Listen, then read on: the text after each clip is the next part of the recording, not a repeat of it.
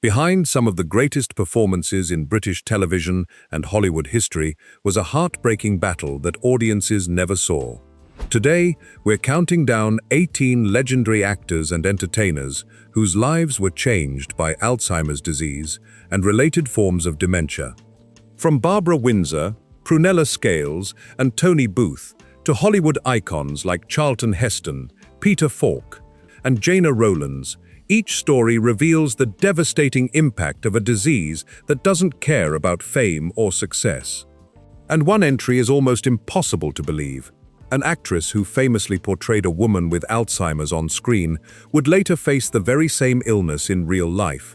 Stay until the end, because these aren't just stories of loss.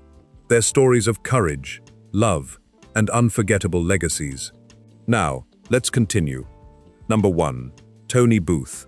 Born in Liverpool in 1931, Tony Booth grew up in a working-class family and found his way into acting through sheer determination and natural talent. He became a household name in Britain thanks to his role in Till Death Us Do Part, a long-running BBC comedy series that aired from 1965 to 1975. In that show, he played Mike Rowlands, a young left-wing, free-thinking man who was constantly at odds with his bigoted father-in-law. Till Death Us Do Part was groundbreaking for British television in ways that are difficult to overstate. It tackled social issues, class conflict, in a way that was both funny and thought-provoking. The show brought these arguments into living rooms across Britain and made people think about things they might have otherwise avoided. Tony Booth was a big reason why it worked so well. He brought authenticity to Mike Rowlands. The character felt real because Booth understood the working-class perspective he was portraying. Off-screen, Tony Booth was known for being outspoken in ways that often surprised people. He was a passionate supporter of the Labour Party and was actively involved in political campaigning for decades. This was not a quiet support. He put himself out there. He took positions. He made himself visible in the political landscape. He was also the father-in-law of former British Prime Minister, Tony Blair, a connection that made him even more recognizable to the British public. In his later years, Tony Booth was diagnosed with Alzheimer's disease. Those who knew him described watching a sharp, witty, and energetic man slowly lose pieces of himself. The man who had been so outspoken, so opinionated, so present, became increasingly withdrawn. His family spoke openly about his condition, hoping to raise awareness about how the disease affects not just the person diagnosed, but the entire family around them. He passed away in September 2017 at the age of 85. Tony Booth left behind a legacy of bold performances and a fearless approach to life. He never played it safe on screen or off. Number 2. Mark Eden. Born in 1928, Mark Eden had a long and respected career in British television and film, spanning multiple decades. But if you ask most people in the United Kingdom what they remember him for, the answer is almost always the same: Alan Bradley in Coronation Street. Alan Bradley was one of the most memorable villains the show ever produced. The character was manipulative, controlling, deeply unsettling, and genuinely menacing. He was abusive to his wife. He was cruel. He was dangerous. And Mark Eden played him so convincingly that viewers across the country genuinely disliked him, which is exactly what great acting looks like. He joined Coronation Street in 1986, and his character met a dramatic end in 1989. Alan Bradley was famously run over by a tram in Blackpool. That scene is still talked about by Coronation Street fans to this day. People who watched it over 30 years ago still remember the specifics. But Mark Eden was more than just one role. He had a career spanning several decades with appearances in films, theatre productions, and numerous television dramas beyond Coronation Street. He was a trained and versatile actor who brought depth and skill to everything he did. In his later years, Mark Eden was diagnosed with Alzheimer's disease. His family confirmed the condition before his passing in February 2021 at the age of 92. Despite living with this difficult illness, Eden had the comfort of a long life well lived, and a career that genuinely left a mark on British entertainment history. Number 3. Harold Wilson. Harold Wilson is a little different from the others on this list. He was not primarily an actor. He was one of Britain's most famous prime ministers, serving 2 separate terms in office during the 1960s and 1970s. He led the country through major changes and significant challenges, but Harold Wilson also had a significant public presence that in many ways resembled acting. He was known for his sharp wit, his performances in Parliament, and his ability to connect with ordinary people. These are qualities that many would argue are not far from acting at all. There was a performative element to politics. There was a way of presenting yourself, managing your image, communicating complex ideas in memorable ways. He was born in Huddersfield in 1916 and rose through the ranks of the Labour Party to become its leader and eventually Prime Minister. His time in government was marked by major changes in British society. He championed the decriminalisation of homosexuality. He oversaw significant economic challenges. He was a mathematician by training, unusual for a prime minister. He understood numbers in a way that many politicians don't. After leaving politics, Wilson's mental sharpness, which had always been one of his most recognized qualities, began to fade. He was diagnosed with Alzheimer's disease, and his decline was painful to watch for those who had known him at his best. The man famous for his quick mind was being taken from them gradually. He passed away in May 1995 at the age of 78. His case brought Alzheimer's into national conversations in a powerful way. Number 4. Iris Murdoch. Iris Murdoch was one of the most brilliant minds Britain has ever produced. Born in Dublin in 1919 and raised in London, she went on to become a celebrated novelist and philosopher whose work is still studied in universities worldwide. She wrote 26 novels over the course of her career, and several are considered classics of 20th century English literature. The Bell, published in 1958, explored the inner lives of characters at a Catholic lay community with depth and nuance that few writers have ever achieved. Her work showed a remarkable ability to explore the deepest parts of human nature: morality, love, faith, the ways we deceive ourselves, the ways we rationalize our behavior. Beyond her books, Iris Murdoch was a fascinating person. She was educated at Oxford and later taught philosophy there. She was known for her brilliant conversation, her warmth, and her extraordinary intellectual energy. She seemed to many people like someone whose mind would never slow down. That made her diagnosis of Alzheimer's disease all the more devastating. In the mid-1990s, her husband, the writer John Bailey, began to notice changes in her. She was struggling to write. She was getting confused.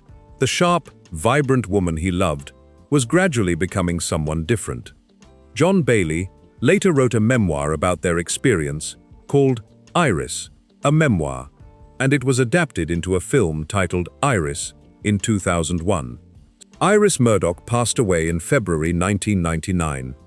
Her legacy as a writer and thinker is enormous, but her story as someone who lived with Alzheimer's has also become one of the most well-known and talked about in the history of the disease. Before we move to the Hollywood legends who also faced this disease, subscribe if you haven't already. We make documentaries like this one regularly. Comment below which British legend surprised you the most. Now, back to the countdown. Number 5. Dame Barbara Windsor. If you grew up in Britain, there is a very good chance that Barbara Windsor was part of your life, whether you knew it or not. She was one of the most recognizable faces on British television for decades, and her energy, warmth, and humor made her genuinely beloved by people of all ages. Born Barbara Ann Deeks in Shoreditch, London in 1937, she began performing at a very young age. She trained at the Ada Foster School in London and quickly found work on stage and screen. She became a regular face in the iconic Carry On film series, appearing in no fewer than 9 of the films between 1964 and 1974. Her performances were full of life, comedy, and a wonderful sense of fun. She became one of the most memorable faces of that era of British film. But it was her role as Peggy Mitchell in the BBC soap opera EastEnders, which she joined in 1994, that introduced her to a whole new generation of fans. Peggy Mitchell was fierce, protective, and unforgettable. Her famous line, "Get out of my pub," became one of the most quoted phrases in British television history. For over 20 years, she graced the screen with a presence that was unmistakable. In 2014, Barbara Windsor was diagnosed with Alzheimer's disease. For several years, she and her husband Scott Mitchell kept the diagnosis private. But in 2018, Scott spoke publicly about her condition, and Barbara herself confirmed it. Her openness about the disease turned her into a powerful voice for dementia awareness. She met with politicians, appeared in campaigns, and helped push for more funding and support for those affected. She passed away in December 2020 at the age of 83. The outpouring of love from the British public was enormous. She was awarded a damehood, becoming Dame Barbara Windsor in 2016, a recognition of her extraordinary contribution to British entertainment. Her smile, her spirit, and her bravery in her final years will never be forgotten. She was in every sense of the word a true British icon. Number 6. Prunella Scales. Prunella Scales is a name that carries enormous weight in British entertainment. Born in 1932, she trained as an actress and went on to build a career that spanned stage, film, and television over many decades. She worked in some of the most respected theatres in the country and took on a wide range of roles that showed just how versatile and gifted she was. But for most people in Britain, she will forever be associated with one role above all others: Sybil Fawlty in the legendary BBC sitcom Fawlty Towers. Broadcast in 1975 and 1979, Fawlty Towers is consistently ranked as one of the greatest television comedies ever made. John Cleese created and starred in it, but Prunella Scales matched him moment for moment as his sharp-tongued, exasperated wife, Sybil. Her comic timing was flawless. Her chemistry with Cleese was extraordinary. The character she created became one of the most iconic in British television history. In 2013, Prunella Scales was diagnosed with vascular dementia, a condition closely related to Alzheimer's disease that affects memory, thinking, and behavior in similar ways. Her husband, the well-respected actor Timothy West, stood by her side through every stage of her diagnosis. What made their story especially touching was that the two of them continued to appear together in the documentary series Great Canal Journeys for several years after her diagnosis. The show followed them as they traveled waterways around the world by boat. Viewers watched with great tenderness as Timothy West gently supported his wife, reminding her of things, helping her navigate moments of confusion, always with patience and love. Number 7. Ronald Reagan. Ronald Reagan is without question one of the most famous names on this entire list, and his story may be the most significant of all when it comes to the history of Alzheimer's awareness. Reagan was born in Tampico, Illinois in 1911. Before he ever entered politics, he was a Hollywood actor. He appeared in over 50 films between the 1930s and 1960s, with notable roles in movies like Canute Rockne, All American, where he played the legendary football player George Gipp, and delivered one of the most quoted lines in sports movie history. He also starred in King's Row in 1942, which many consider his finest acting performance. The film showcased his range and his ability to carry dramatic weight. After his acting career, Reagan transitioned into politics and eventually became the 40th President of the United States, serving 2 terms from 1981 to 1989. He was one of the most influential political figures of the 20th century, reshaping American politics and foreign policy in profound ways. In November 1994, 5 years after leaving the White House, Ronald Reagan wrote a handwritten letter to the American people. In that letter, he announced that he had been diagnosed with Alzheimer's disease. The letter was calm, dignified, and deeply moving. He wrote that he hoped by sharing his experience, he could help raise awareness for others facing the same journey. That letter changed everything. Alzheimer's was suddenly front-page news around the world.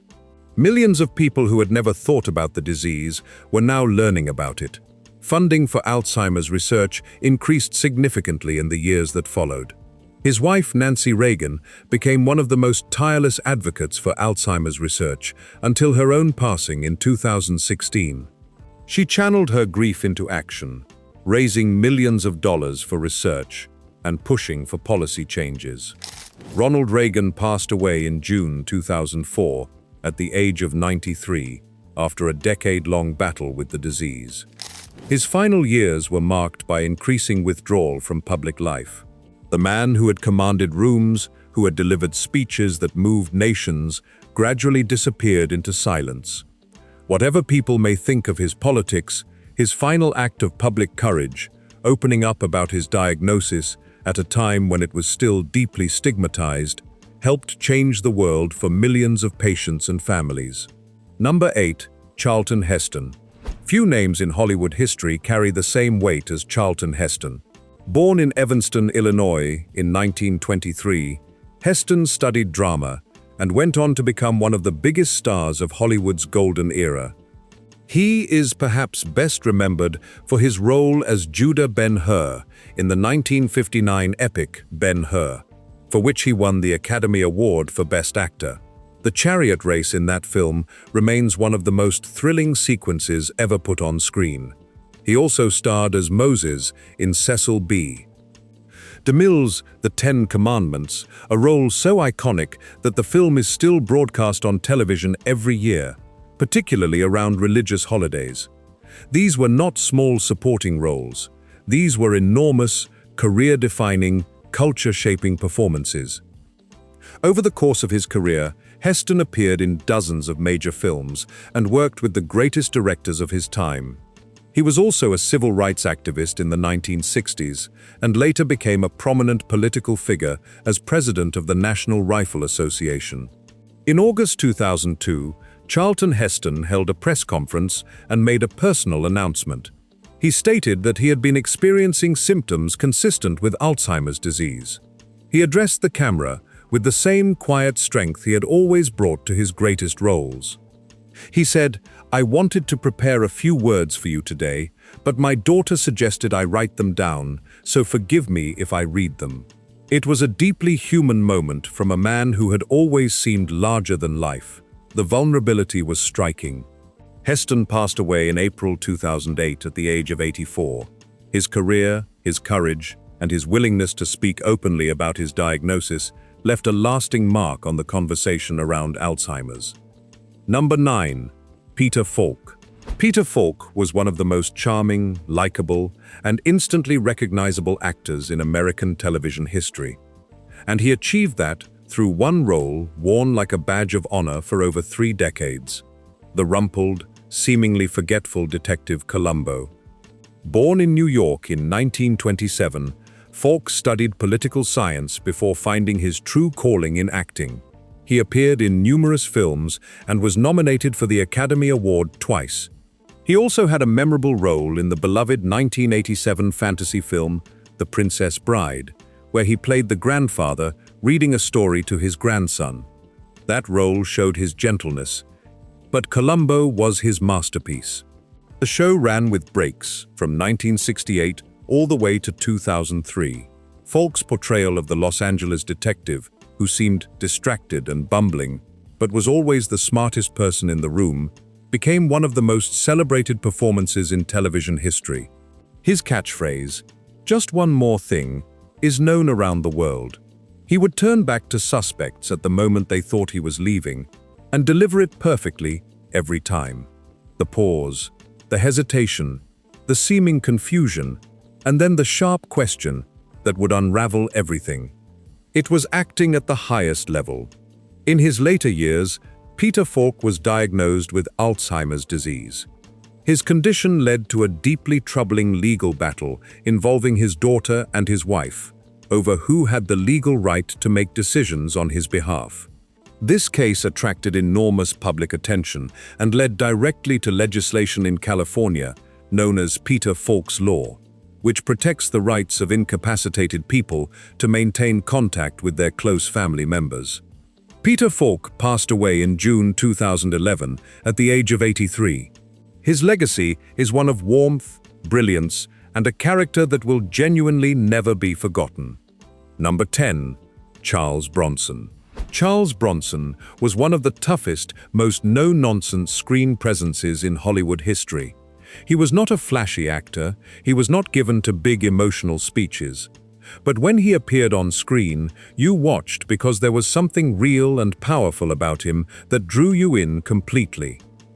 Born Charles Dennis Buczynski in Pennsylvania in 1921, he grew up in a large, poor family and worked in the coal mines as a young man before serving in World War II. His tough early life gave him an authenticity that came through in every role he played.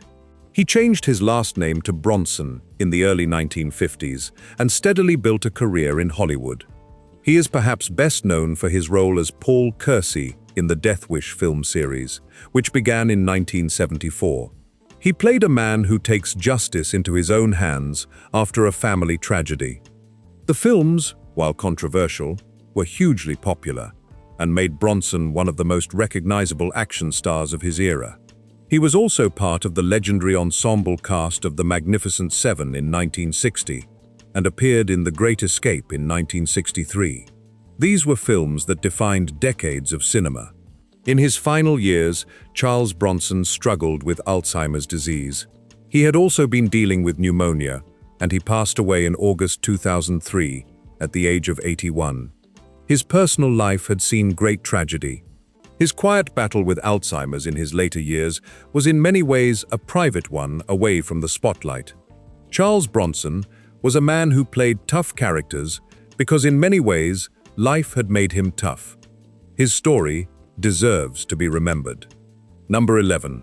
Burgess Meredith.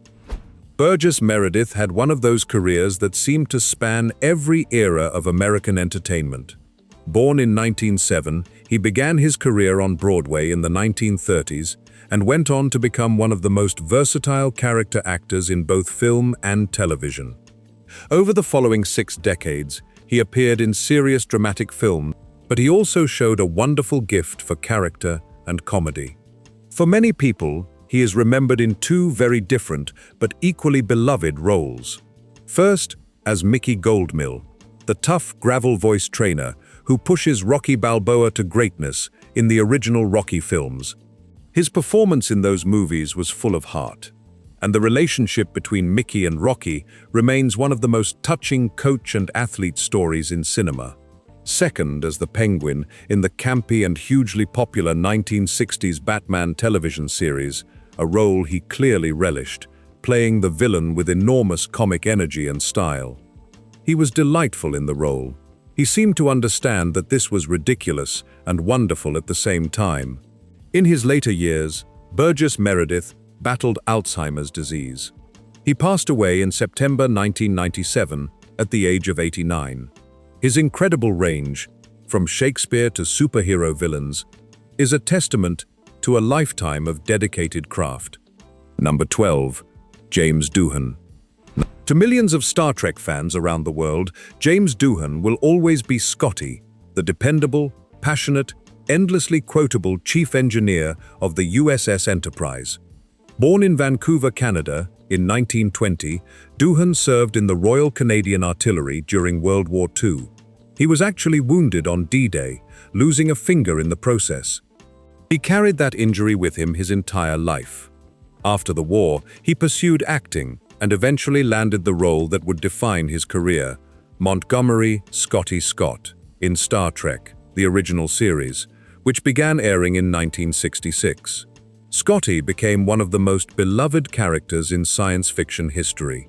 His energy, his loyalty, and his famous insistence that he was giving her all she's got, Captain, made him a fan favorite across generations of viewers.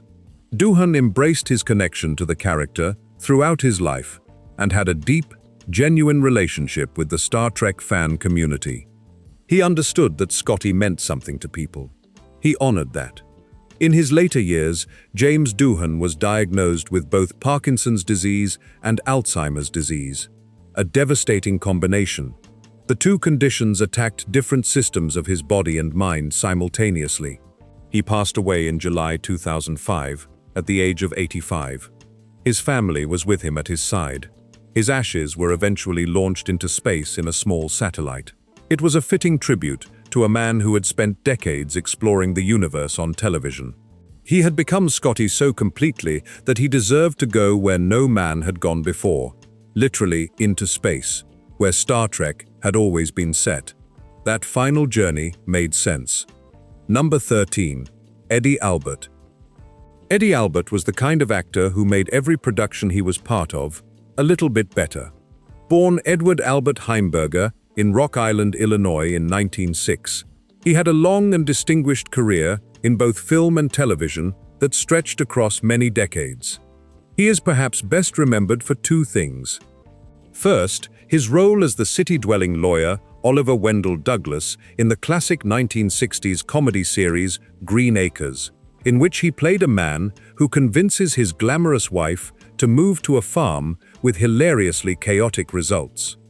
The show ran from 1965 to 1971 and became a beloved part of American television history. The contrast between his urbane character and the rural absurdity that surrounded him was the heart of the show's humor.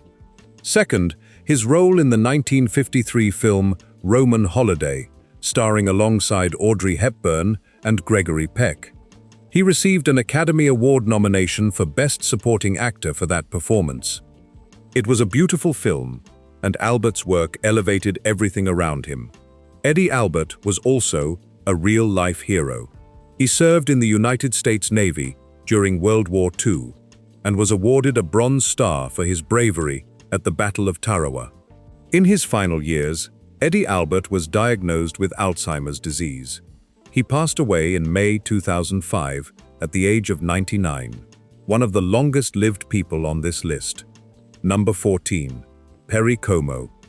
Perry Como is perhaps less well known to younger viewers, but for much of the 20th century, he was one of the most popular and beloved entertainers in America. Born in Canonsburg, Pennsylvania, in 1912, he began his career as a barber, before his incredible voice opened the doors of the music world to him. While he was primarily known as a singer with dozens of hit songs over several decades, he was also a television personality and actor who hosted hugely popular variety shows from the 1940s through the 1980s. His warm, easygoing style made him a beloved presence in American living rooms for generations. He was the kind of performer who made audiences feel comfortable and happy just by being there. There was no artifice to Perry Como. What you saw was what you got. A genuine, kind man who could sing beautifully. In his later years, Perry Como reportedly suffered from Alzheimer's disease. He passed away in May 2001 at the age of 88 at his home in Palm Beach, Florida. Number 15. Glen Campbell. Glen Campbell is primarily remembered as a country music superstar, but he was also an actor of real note. Born in Billstown, Arkansas in 1936, Campbell showed musical talent from a very early age and went on to become one of the best-selling music artists in American history. But he also appeared in films, most notably in the 1969 Western True Grit, starring alongside John Wayne. His performance was warm and likable, and it showed that his talent extended well beyond the recording studio. In June 2011, Glen Campbell made a public announcement that he had been diagnosed with Alzheimer's disease. Rather than retreating from public life, he did something extraordinary. He went on a farewell tour. He performed across America, even as the disease was progressing, sometimes forgetting words on stage, but always playing with heart and passion. The entire journey was documented in a remarkable film called Glen Campbell, I'll Be Me, released in 2014. It is one of the most moving and honest films ever made about living with Alzheimer's. His final album, Adios, was released in 2017. Glen Campbell passed away in August of that year, at the age of 81.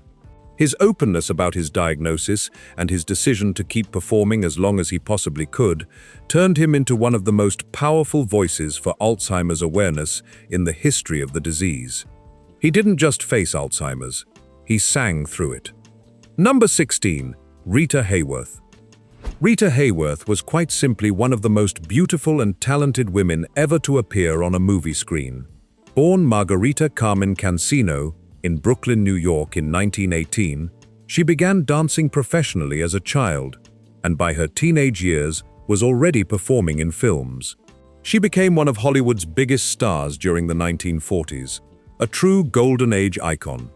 Her role in Gilda in 1946 is considered one of the most iconic performances in cinema history. She embodied glamour and sophistication in a way that few actresses ever have. Her image was so powerful that a photograph of her was placed on the atomic bomb tested at Bikini Atoll in 1946, a fact that she reportedly found deeply upsetting. She had become the symbol of American femininity, whether she wanted to be or not. She was married 5 times and was one of the most photographed women of her generation. But behind the glamour, her life was often difficult, marked by personal struggles and an industry that could be unkind. In the late 1970s and early 1980s, those around Rita Hayworth began to notice that something was wrong. She was forgetting lines, becoming confused, and behaving in ways that seemed out of character. For a time, some in the press reported it as drinking.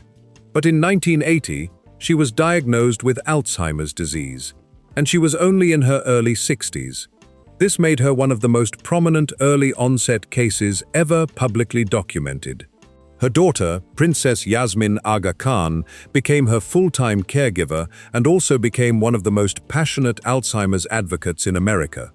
She has raised millions of dollars for research and awareness over the decades since her mother's diagnosis. Rita Hayworth passed away in May 1987 at the age of 68. Her case, tragic as it was, helped bring Alzheimer's disease to the attention of the world at a time when very few people were talking about it. Number 17. Gena Rowlands. Gena Rowlands was one of the most respected and admired actresses of her generation, an artist of enormous depth, emotional intelligence, and raw power. Born in Madison, Wisconsin in 1930, she studied at the American Academy of Dramatic Arts in New York and built a career that spanned stage, film, and television across 7 decades. She is perhaps best known for her extraordinary work in films directed by her husband, the legendary filmmaker John Cassavetes. Movies like A Woman Under the Influence, for which she received her first Academy Award nomination, and Opening Night showed a performer willing to go places most actors wouldn't dare. She was fearless on screen. Cassavetes' films were deeply personal, deeply emotional, and Rowlands brought an authenticity to his work that elevated everything. But a whole new generation of audiences came to love her through a very different kind of film, The Notebook, the romantic drama released in 2004. Gena Rowlands played the older version of Allie, a woman with Alzheimer's disease who is read to each day by her devoted husband, played by James Garner. The role was deeply poignant, and it is almost unbearable to learn in retrospect that Rowlands herself would later face the very same illness. In 2024, her son, the director Nick Cassavetes, confirmed that Gena Rowlands had been living with Alzheimer's disease for several years before her passing. She passed away in August 2024 at the age of 94. The fact that she played an Alzheimer's patient in The Notebook 2 decades before her own diagnosis has struck many people as deeply moving and heartbreaking. Her legacy as an artist and as a human being is immense. Number 18. Estelle Getty. Estelle Getty came to fame later in life than most Hollywood stars, and she made every moment count. Born Estelle Scher in New York City in 1923, she spent decades working in theater before finally achieving the role that would make her a television legend. That role was Sophia Petrillo in The Golden Girls, the beloved NBC sitcom that ran from 1985 to 1992. Sophia was the sharp-tongued, wise, endlessly quotable Sicilian mother of Dorothy, played by B. Arthur, and she became one of the most popular characters in American television history. Estelle Getty won the Primetime Emmy Award for Outstanding Supporting Actress in a comedy series in 1988 for the role. Her one-liners, her perfectly timed insults, and her genuine warmth made Sophia Petrillo an icon of 1980s American culture. It is worth noting that when The Golden Girls began, Estelle Getty was actually the youngest of the four main cast members. Yet she was playing the oldest character, a woman in her 80s. She spent hours in makeup each day to appear older. The transformation was so complete that most viewers believed she was genuinely 80-something. In her later years, Estelle Getty was diagnosed with Lewy body dementia, a form of neurodegenerative disease that shares many symptoms with Alzheimer's, including memory loss, confusion, and changes in personality and behavior. It is a condition that, like Alzheimer's, has no cure and slowly diminishes a person's ability to function independently. She passed away in July 2008 at the age of 84. These were not just actors, these were real people with real families who fought one of the hardest battles imaginable. 18 legends, 18 different stories, 18 examples of how Alzheimer's does not discriminate based on talent, fame, intelligence, or success. Some of them went public early and became advocates, like Ronald Reagan, whose announcement changed everything. His letter to America altered the course of Alzheimer's funding and awareness forever. Some kept their diagnosis private, like Mark Eden, whose family only confirmed what they had been quietly managing. Some turned their battle into art, like Glen Campbell, who sang through the confusion and made his audience witness his journey. What connects all of these people is this: they gave us performances that changed how we see the world. They made us laugh. They made us cry. They taught us something about being human. And then they faced an illness that took away the very thing that made them who they were: their memories, their minds, their sense of self. The gap between their peak, their most brilliant performances, their greatest achievements, and their final chapters is heartbreaking. But their stories matter. They matter because they break the silence around Alzheimer's. They matter because they show us that this disease does not care about talent or achievement. They matter because they remind us to treasure the people we love while their memories of us are still intact. If this video touched your heart, if you found these stories meaningful, please share it. Leave a comment telling us which story stayed with you the most. Subscribe to the channel so you don't miss documentaries like this one. We make films about the hidden stories of entertainment history, the untold struggles behind the famous faces. Your support helps us keep making them. We will see you in the next one.